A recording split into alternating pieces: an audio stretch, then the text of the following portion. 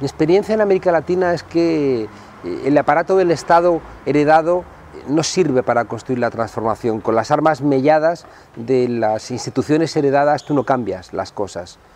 Chávez en Venezuela, Evo Morales en Bolivia, Correa en Ecuador han podido cambiar cosas solo cuando tenían pueblo detrás. Si tú no tienes un pueblo consciente dispuesto a jugársela, tú no vas a poder cambiar nada. Syriza lo ha entendido y Syriza le dice a su ciudadanía: si me vas a votar a mí para que te dé lo que ya no te dé el PSOE griego y lo que ya no te da el PP griego, no me votes, porque lo que necesito es cambiar las bases del sistema y por tanto voy a tener que tomar decisiones que van a implicar mucha oposición de los poderes fácticos nacionales e internacionales, y ahí o tengo pueblo detrás o no voy a poder cambiar las cosas. Eso implica mucha conciencia. Si Syriza gana las elecciones y no tiene detrás pueblo, va a repetir el mismo comportamiento que los demás partidos. Si mañana ganase las elecciones Izquierda Unida y no tuviera detrás un pueblo dispuesto a plantarle cara a la troika, dispuesto a impulsar un proceso constitucional, dispuesto a plantarle cara a las empresas del IBEX 35, dispuesto a repensar el tema del decrecimiento, un pueblo consciente para repensar la relación entre los diferentes pueblos del Reino de España, no serviría para nada, no podría apenas hacer unos pequeños maquillajes. Por eso yo creo que la pelea ahora mismo está más en las conciencias, sin abandonar la pelea electoral, pero cada cual tiene que hacer aquello que le corresponde. En el corto plazo siempre las luchas electorales se dirimen en puestos, en intentar maximizar el voto, a menudo moderando el discurso para no asustar a los votantes. Al final todos confluyen en una suerte de centro, incluidos los partidos que se reclaman contrarios al sistema. Por eso creo que es muy importante no confundir las peleas. Claro que es más importante que haya un ayuntamiento de izquierdas que no lo haya. Claro que para conseguir un local, un salón de actos, para evitar la represión policial, para frenar especulaciones urbanísticas, es muy importante tener gobiernos de izquierda, qué duda cabe. Pero los cambios reales que no son cosméticos necesitan mucho pueblo consciente detrás, y esa conciencia ya no la pueden conseguir los partidos políticos. No tienen la credibilidad social, se han quemado en todos estos años. Esa conciencia la van a tener que crear los movimientos sociales, los intelectuales, los grupos de lucha ciudadana.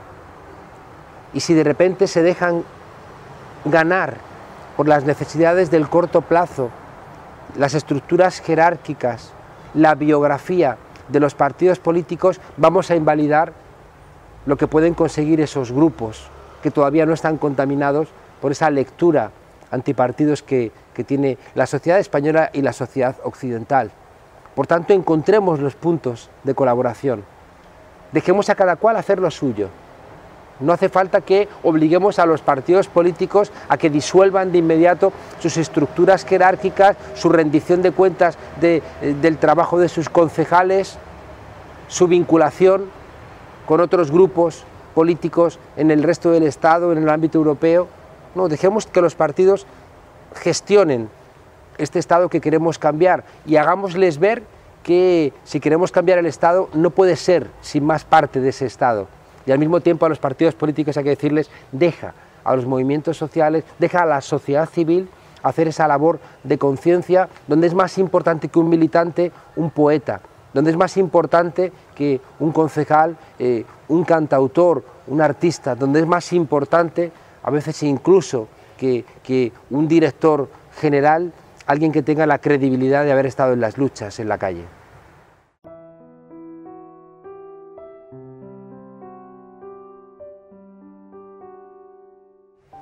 En el corto plazo, si todas las fuerzas de la sociedad civil ahora mismo activas en todo el reino se dedicasen a hacer proselitismo electoral, tirarían por la borda el trabajo de los últimos 5 años. Si de repente el 15M, que fue capaz de cambiar maneras de pensar, que fue capaz de situar un discurso diferente al que existía, que fue capaz de frenar ese crecimiento natural de las soluciones fascistas como las que vemos en Grecia, si el 15M de pronto abandonara todo eso y se dedicara a hacer proselitismo electoral de cualquier formación, dejaría de ser convincente. ¿Merece la pena que perdiéramos la posibilidad de convencer a más gente por un resultado electoral inmediato que sabemos que no podría cambiar mucho las cosas, sería gastar en calderilla tantas luchas, no merece la pena. Me encantaría que fuera diferente, me encantaría poder decir que nuestro apoyo a una fuerza política cambiara las cosas, me encantaría que en España tuviéramos ahora mismo la posibilidad de concentrar todo el esfuerzo que hacemos en una alternativa política. Ojalá, ojalá, porque significaría que habríamos adelantado mucho tiempo, pero no lo veo ahora mismo y por tanto no quiero que las escasas fuerzas que tenemos, que van creciendo, las malgastemos con una oferta irresponsable que nos haga caer en la melancolía y que se nos gasten las ganas de seguir peleando.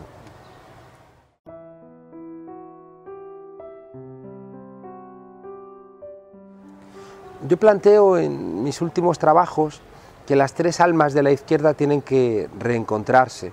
No es posible que Reforma y Revolución sigan enfrentadas, porque Reformas, cuando ha abandonado Revolución, se ha convertido en una mera gestora del sistema.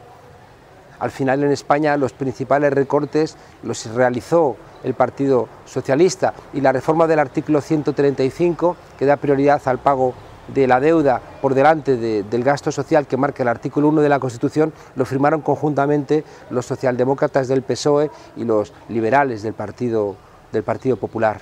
Pero al mismo tiempo, cuando Revolución despreció a Reforma, parece que iba más lejos cuanta menos tripulación portaba. Al final eran partidarios de la revolución pura, pero no había detrás gente, porque la gente también quiere que se le reconozcan las victorias logradas. Cuando tú tienes una victoria, cuando tú has alcanzado a través de una lucha un logro social, luego lo que hay que hacer es gestionarlo, ¿no? Y no puedes despreciarlo. Por tanto, cuando Revolución abandonó a Reforma, se condenaba a no tener detrás tropa. Y las dos, tanto Reforma como Revolución, se abandonaron de rebeldía. Rebeldía que era Bakunin contra Marx, Rosa Luxemburgo contra Lenin,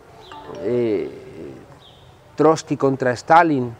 Ese pensamiento libertario también fue defenestrado tanto por Revolución como por Reforma, pero también Rebeldía despreció a Reforma y a Revolución y no se dio cuenta de que con mero espontaneísmo, sin estructuras, sin voluntad de poder, pues al final se quedaba en algo a menudo estético, hermoso, pero solamente estético.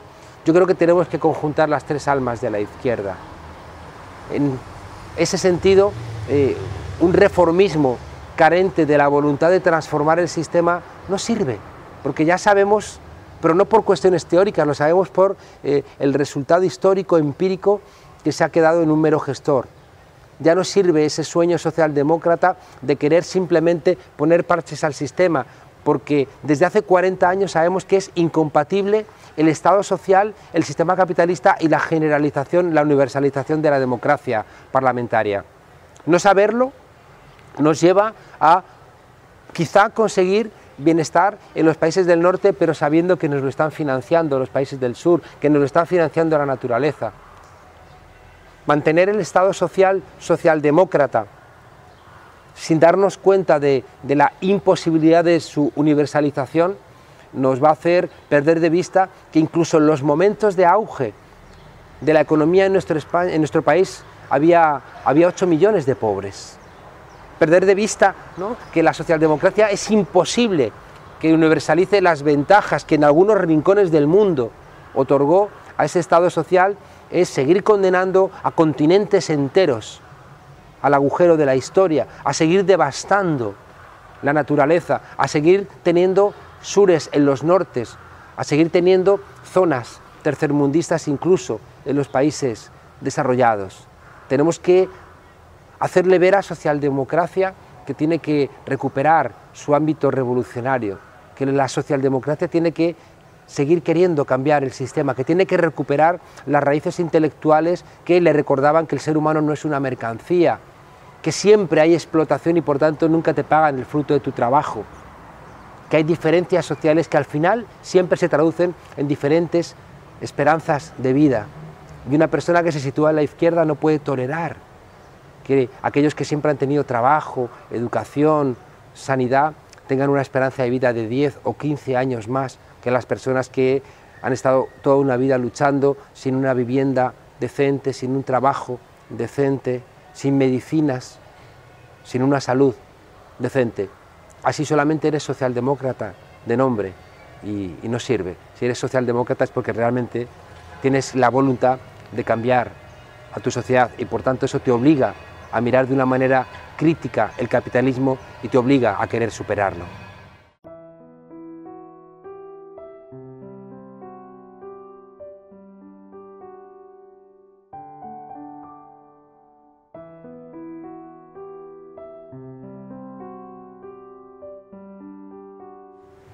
Yo creo que tenemos que responder a la pregunta de la naturaleza humana. Llevamos igualmente 40 años queriéndonos convencer de que el ser humano es egoísta, que es insolidario, que es un lobo para los demás seres humanos. Y es mentira. Sabemos que ni siquiera los lobos son lobos para los lobos. Es decir, que todos los animales que tienen condición social tienen una fortísima carga biológica a favor de la cooperación, porque hemos llegado hasta aquí cooperando.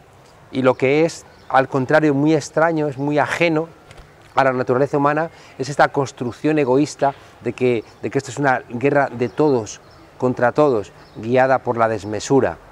No es cierto. Sabemos que el ser humano tiene el depredador, tiene el superviviente y también tiene el cooperante, ese que se sacrifica por el grupo. Y están los dos ahí. Sería absurdo negar que hay gente que se guía por la rapiña. Ahí están, es indudable. Pero el corazón de la biología humana está guiada por la cooperación. Traemos un seguro biológico de supervivencia basada en la empatía.